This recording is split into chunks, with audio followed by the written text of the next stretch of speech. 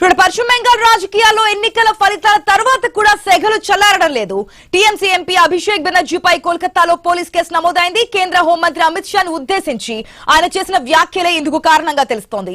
ఎన్నికల ప్రచారంలో భాగంగా కోల్కతా రోడ్ షోలో అభిషేక్ బెనర్జీ చేసిన వ్యాఖ్యలు దేశవ్యాప్తంగా సంచలనం సృష్టించాయి. అమిత్ షా అలాగే ప్రతిపక్ష నేతలను టార్గెట్ చేస్తూ ఆయన తీవ్ర వ్యాఖ్యలు చేశారు.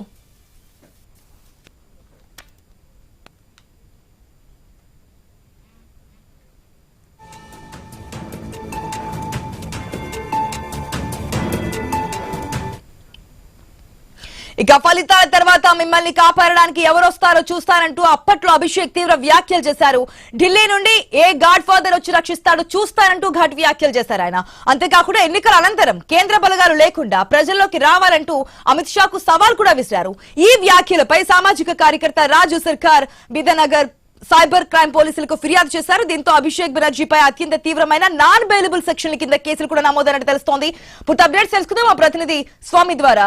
గుడ్ మార్నింగ్ స్వామి. ఇప్పటికే అంటే పశ్చిమ బెంగాల్ ఎలక్షన్స్ ముందు ఎంత హాట్ పాలిటిక్స్ నడిచాయో ఫలితాల తర్వాత కూడా అదే హాట్ టాపిక్ నడుస్తోంది. ఎందుకంటే టీఎంసీ ఎంపీ బెనర్జీ చేసినటువంటి కామెంట్స్ మనం చూస్తున్నాం. దీనికి సంబంధించి నాన్ బెయిలబుల్ కేసులు కూడా నమోదు చేసినట్టు తెలుస్తుంది. డీటెయిల్స్ అంటే ఆశా, పశ్చిమ బెంగాల్ ఎలక్షన్స్ లో ఒకవైపు టీఎంసీ తృణమూల్ కాంగ్రెస్ పార్టీ ఓడిపోయిన తర్వాత కూడా ఒకవైపు వారిపైన రెండు వైపుల నుంచి రాజకీయ ఉద్రిక్తత తగ్గట్లేదు. 15 సంవత్సరాలు 2011 నుంచి 2026 వరకు అధికారంలో ఉన్నటువంటి తృణమూల్ కాంగ్రెస్ సంబంధించిన అరాచకాలపైన ఇటు CPM party, Congress party, Bharatiya Janata party చాలా అందరూ కూడా బాధితులుగా మారారు. ఒకవైపు టీఎంసీ గెలిచిన తర్వాత 2011, 2016లలో పూర్తిగా సిపిఎం పార్టీ, సిపిఐ పార్టీ కార్యాలయాలను ఆక్రమించుకోవడం, ఇటు మిగతా కాంగ్రెస్ పార్టీ కార్యాలయాలను ఆక్రమించుకోవడం, ఆ కార్యకర్తలపై దాడులు చేయడం లాంటి ఘటనలు గతంలో పెద్ద చర్చనీయాంశంగా మారాయి. కానీ మొన్న జరిగినటువంటి అసెంబ్లీ ఎలక్షన్ సందర్భంగా టీఎంసీ అధినేత్రి మమతా బెనర్జీ మేనల్లుడు అభిషేక్ బెనర్జీ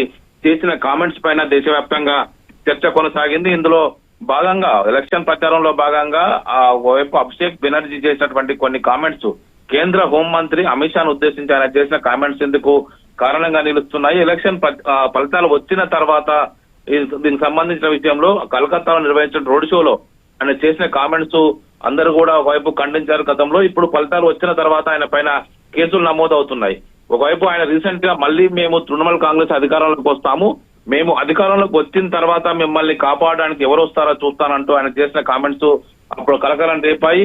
మిమ్మల్ని కాపాడడానికి ఢిల్లీ నుంచి ఏ గాడుపాలు వచ్చి మిమ్మల్ని రక్షిస్తాడో అంటూ ఆయన చేసినటువంటి కామెంట్స్ ఒకవైపు బీజేపీ కార్యకర్తల్ని బెదిరించే విధంగా ఇవి ఉన్నాయి. ఒకవైపు గతంలో అనేక సందర్భాల్లో ఇటు బంగ్లాదేశ్ నుంచి అనేక మంది చొరబాటుదారులు రాష్ట్రంలోకి చొరబడి ఇలాంటి అఘాయిత్యాలకు పాల్పడుతున్నారని చెప్పేసి కూడా ఇలాంటి ఘటనలు చోటు చేసుకుని చాలా మంది మహిళల పైన అత్యాచారాలు చేయడం కావచ్చు, సందేశ్ కాల్ ఇలాంటి ఇష్యూస్ ఘటనలు రికార్డు కావడం కావచ్చు, అనేక చోట్ల భారతీయ జనతా పార్టీ కార్యకర్తల ఇళ్లలో దహనం చేయడం, దాడులు చేయడం లాంటి ఘటనలు 2021 ఎలక్షన్స్ తర్వాత జరిగినటువంటి హింసతోటి ఈసారి అలర్ట్ అయినటువంటి ఈసీ సిఆర్పిఎఫ్ పోలీసు బలగాలను పెద్ద ఎత్తున కూడా మోహరించి కొంత శాంతి భద్రతల విషయంలో కట్టుదిట్టమైన చర్యలు తీసుకున్నది.